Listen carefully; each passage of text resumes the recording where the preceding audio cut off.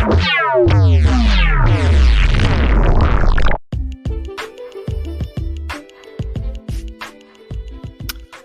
is going on, guys, and welcome to another episode here on the Affiliate Movement. Again, this is Logan Kramer. Always here to help you guys out with your questions with affiliate marketing, motivation. And right now we're going through the Happiness Advantage still. We're on Principle 4. If I look real quick, how many principles are there? 6, 7. I think there's 7 total. So we're getting towards the end. I'm just going to do this one in one take as well because it's not nearly as long.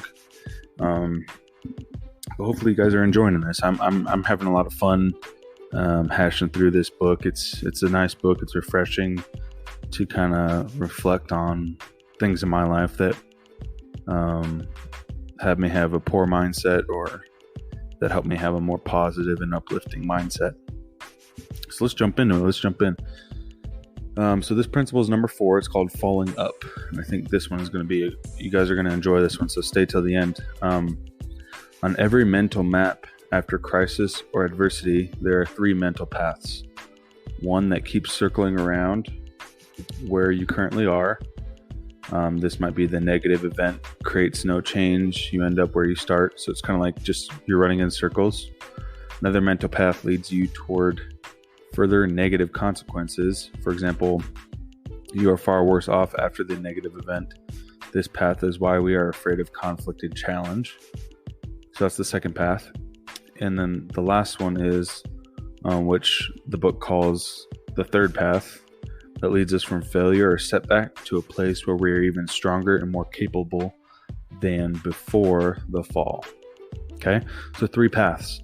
One, it's kind of like falling into the regular old habits, and the negative event just creates zero change. You just go right back to where you were from. The other one is a negative event, and this is where we are even worse off than where we started. And that's the reason why a lot of people, like me, for example, have been afraid to start with online businesses because I was afraid of failing. I was scared. And then the third path is going from failure or setback where we, make it a positive, where we're even stronger and more capable. Okay, so those are the 3 paths.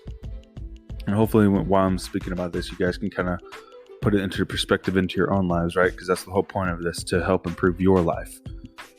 A lot of studies show that if we are able to conceive a failure as an opportunity for growth, we are all the more likely to experience that growth. Again, it goes back to mindset. Conceive failure as an opportunity instead of just something that ends our lives. And it goes back to that growth mindset, right? You're either stagnant, where it's like, I either succeed or I fail, or it's kind of the whole concept of this chapter is falling up, right? Failing forward, basically. By scanning our mental map for positive opportunities, by rejecting the belief that every down in life leads us only further downward, we give ourselves the greatest power possible. The ability to move up, not despite the setbacks, but because of them. So again, it's mentality. Down in life. Okay, so again, I'm just trying to visualize this to give you guys an example. This is just saying, like, accepting the fact that you can still move forward, you can still move up despite setbacks. And a lot of times, guys, because of setbacks, we get that confidence that when you do overcome it, that you become better. And everyone always talks about it, right? Like, without lifting any weights, without doing any cardio, like without setbacks physically, nobody's body would improve. If anything, we'd go downwards, right? So if you're just stagnant or you never try anything new, you're afraid of failure. And the same concept, right? The same example here is that if you don't push your body at all, you don't change. And the same thing goes with this. If you don't overcome challenges, you don't try to become better, you won't succeed even further. People's ability to find the path up rests largely in how they conceive the cards that they've been dealt. So the strategies that most often lead to growth include positive reinterpretation of the situation, event, optimism, acceptance, and coping mechanisms that include focusing on the problem head on rather than trying to avoid or deny it. So this is just talking about how we deal with the things that are thrown our way, the cards that have been dealt, in our interpretation of it, right? Are we optimistic? Do we accept it? And then more importantly, how do we cope with it? Do we avoid it? Or do we try regardless, right? Trying to put deal with our problems head on. And the best thing, and I do want to review this book later, by Take the Stairs by Rory Vaden. He gave the best example of this, and I want you guys to really pay attention because this is like mind altering for me. He said, in storms, there's buffaloes and there's cows. When there's a big storm, a big hurricane, hail coming down, what cows do is they run away from the storm, and by doing that effectively, they are inside the storm longer because as the storm moves towards them, they're running away from it and they're actually taking damage longer and suffering more. Whereas buffalo effectively run towards the storm head on, which means that the storm is going towards them, they're going towards the storm, and they're actually suffering less. They're actually pushing past the storm. So that's why I like to kind of look at this the same way. Are you a cow or a buffalo? Do you run towards your problems or do you run away from them, trying to avoid them? Okay. The people who can most successfully get themselves up off the mat are those who define themselves not by what has happened to them, but by what they can make out of what has happened. Like I said, it doesn't matter what happened to you. The people that succeed or don't are the ones that positively create or make something good of what is happening to them. You can't really control sometimes what happens to you. You can only control what you do because of it. Okay? Things do not necessarily happen for the best, but some people are able to make the best out of things that happen. That's a crazy statement. When people feel helpless in one area of life, they not only give up in that one area, they often overlearn the lesson and apply it to other situations. They become convinced that one dead-end path must be proof that all possible paths are dead ends. That's crazy, guys. It's like, man, I fail at this, so I fail at everything. Man, I'm not able to lose weight, so I obviously am not confident. I can't do school. I can't get a girlfriend because I failed in one thing. Whereas if you actually did it the opposite way, because we're all successful in some things. If you're like, man, I'm good at this, maybe I can be good at that, and you actually try and have a positive outlook, your life can be drastically different than having the other outlook. Okay. Let's see. A counterfact is an alternate scenario our brains create to help us evaluate and make sense of what really happens. Because counterfacts are invented, we actually have the power in any given situation to consciously select a counterfact that makes us feel fortunate rather than helpless. And choosing a positive counterfact, besides simply making us feel better, sets ourselves up for the whole host of benefits to motivation and performance we now know accompanies a positive mindset. On the other hand, choosing a counterfact that makes us more fearful of the adversity and actually makes it loom larger than it really is. So guys, this is just when something happens, you actually make alternate scenarios in our brains. My buddy and I used to joke in high school.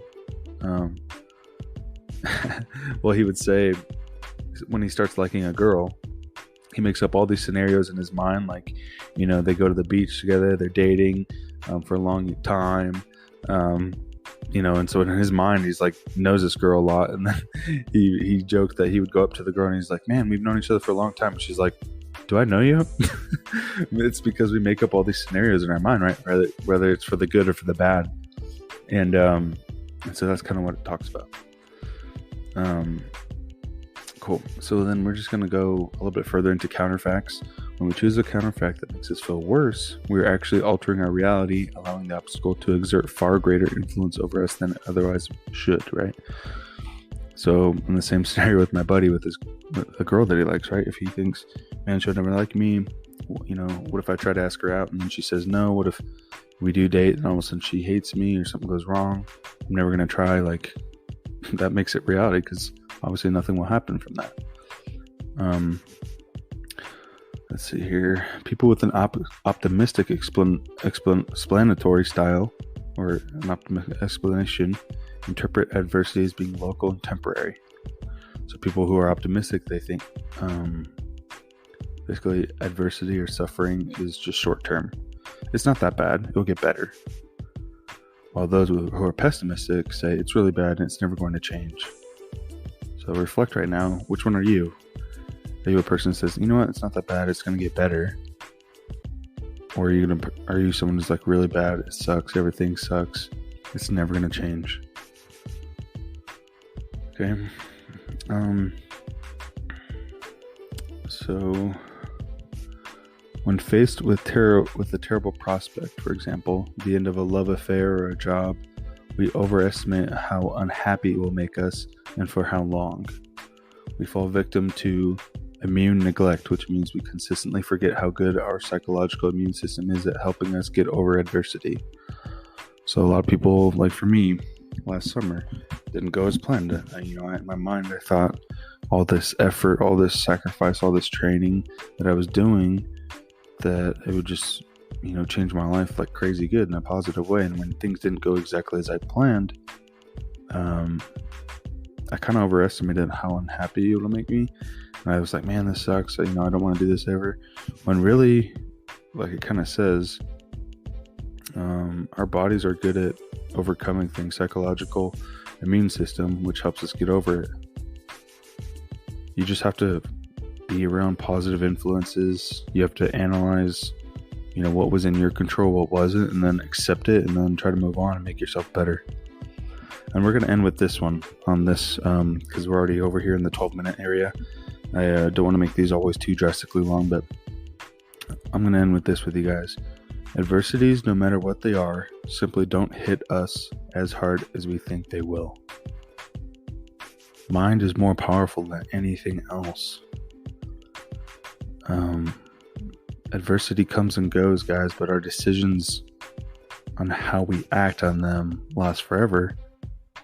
So we got to make sure that we take adversity and challenges and try to refine ourselves while doing it, and becoming better people and exercising our mind to think positively, because that becomes our reality. Okay? So adversity, no matter what they are, simply don't hit us as hard as we think they will. Guys, thanks so much for standing with me today. We will be going over Principle 5, the Zorro Circle of the Happiness Advantage. Please, guys, if you enjoyed this, share this with someone that you think may be helped by this. I have my Facebook group. I have my YouTube channel. And if you are looking to learn more about online marketing, affiliate marketing, you can go to my website. It's www.learn15daychallenge.com. You can go ahead and take the exact course that I did to kind of expand my horizons online. It helped me a lot no matter what business you're in. So www.learn15daychallenge.com. It's my own personal website, and it'll help you get started. If not, we will see you guys in the next one. Bye.